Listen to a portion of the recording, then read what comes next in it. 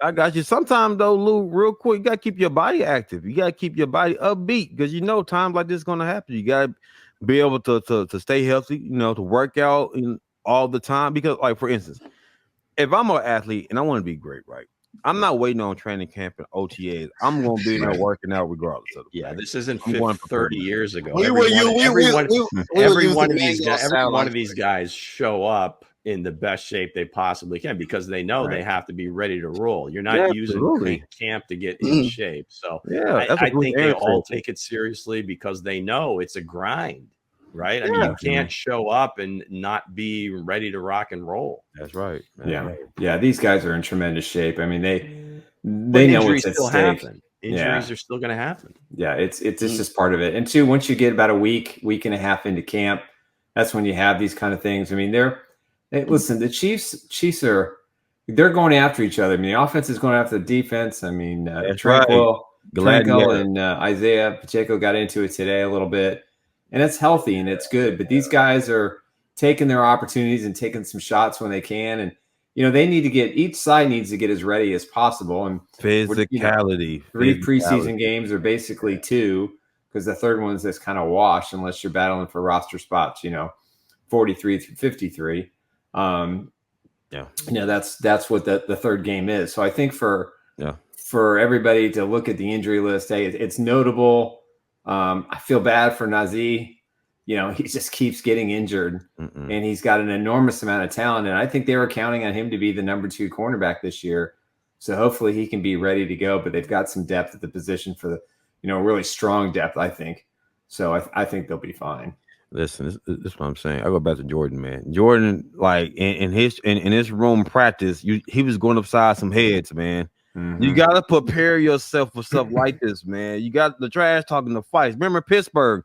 There was a big scuffle over there. I love to see that because this is effort. This is passion for the game, man. It all starts in practice. Right. All starts in practice, man. Yeah, as long as it doesn't get personal or people start throwing helmets and stuff like that. That's when you have to need that crap. I throw my helmet. You take the foot off my plate. I'm throwing my helmet. Get up and listen. Yep. Right now, on the field, we gladiators. You want to see hands and feet at all times. At all times on that field. I think your coach took your helmet from you, so don't worry. No, actually, man, they did because I was too physical, man. That was like Drake. I was a stud. Now I didn't play, but again, this is training camp, Lou. This is where you earn your heart, your respect. You don't go in there because you're a superstar and this. You gotta go and earn it. You gotta go to earn it, and then if you fail, that's on you. You're not ready for the big game then. Total agreement. Yeah. Just don't swing the helmet. No, Indy doesn't like Indy will let it go to a point, but not too far. Yeah. Dre said at his training camp he want to see bloodshed. He want to see gladiators. Hey, it's not like the old days. Listen. Yeah. Hence and Andre don't know what the Oklahoma drill is. I do. What? I know really? I'm impressed. Oklahoma. See, the only time my coach. I ain't got my rings on right there. I got rings. Marty took the Oklahoma drill to an elite level. He demanded excellence, perfection, and beat down of your all holds bar. There were no restrictions with. Right. Dick Vermeil was a little bit different, but Dick ran 3.5-hour training camp practices, sometimes twice a day. So. A little bit different than Marty, but man, that beat down and I loved it. I loved it. You gotta earn it because you have to earn it, especially in the trenches. Y'all know the offensive line was stout. You wasn't. I mean, if you can get past them, then you a stud. You are officially a superstar. Yeah. If you can get past that offensive line and get to Trent Green, you are a superstar. But at the same time, you gotta earn it though. You gotta earn it. So again. Nico is earning my respect because every time I see highlight of this young man, he's getting busy. He's getting busy. One guy that's getting busy too is Justin Ross, man. Ross, it's my dude, really man. Good. Justin Ross is out there beating McDuffie. He's the only one I've seen that beat McDuffie 1-on-1, taking him out. Even in a couple times. Are y'all serious? Yeah, I was like the kid. If like Lou had said, earlier, if the kid can be healthy, we can get Clemson, Justin Ross, Yeah. You know what I mean? When he came out, he could have been the best wide receiver that probably came out. He was better than Buddy. He was better than Higgins. You know, he could easily pass McCole, and he could easily pass Tony as well, and quite honestly, Sky Moore. He could be the sixth receiver. And you know, the key to me with, you know, looking at these receivers too, and it's limited. Yeah. You know, how much time can they get to Patrick Mahomes in the preseason with Patrick Mahomes in the preseason? Right. It's one thing to do it in preseason, but it's another when the bullets are flying and everybody's looking and coming at the quarterback and guys are hitting for real.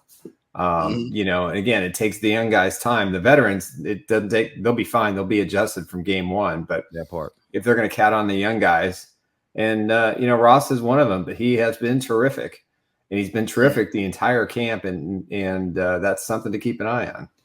Yes, knock on wood. He's got a very unique skill set. I mean, he's tall. I think he's like 6'4".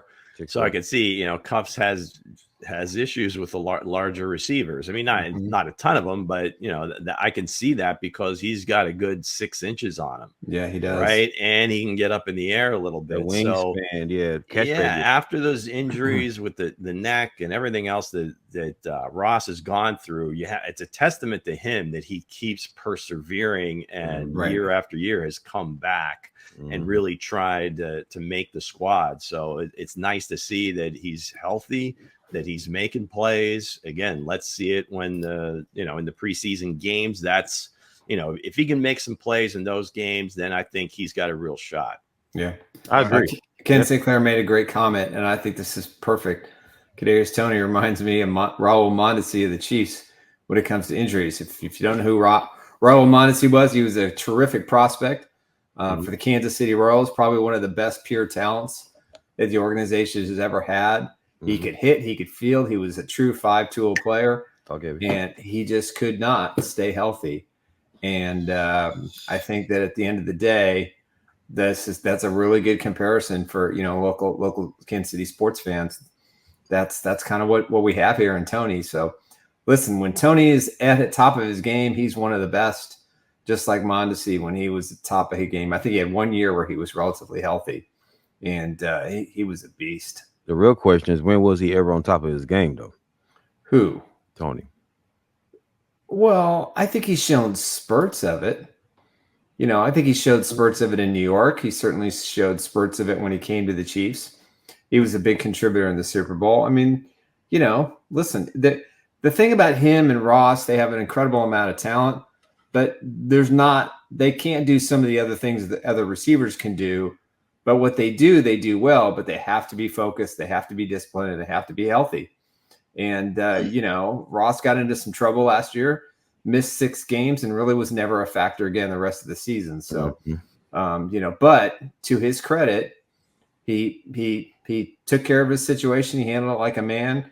He worked hard in the offseason. He worked with Patrick in the offseason.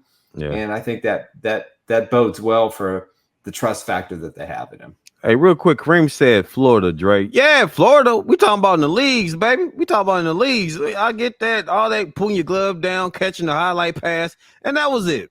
And then everything, everybody, like Bo would say, he got the gold jacket.